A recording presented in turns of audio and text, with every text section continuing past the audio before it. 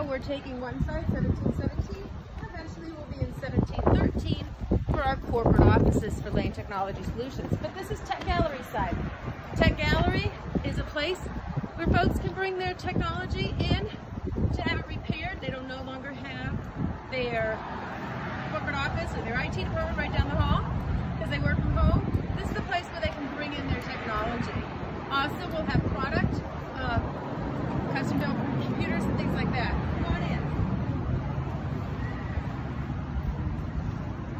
So right now it's still just a soft opening, but this will give you a gist of how it will look. This is our retail operation.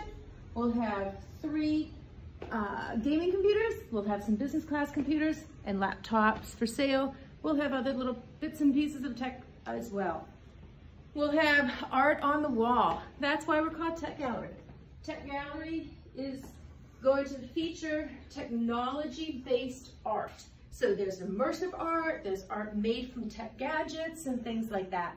So we're really excited about our new location and our new space. Stay tuned, we'll have follow-ups and you can see the progress as we go along. Stay tuned this week, we'll have more information.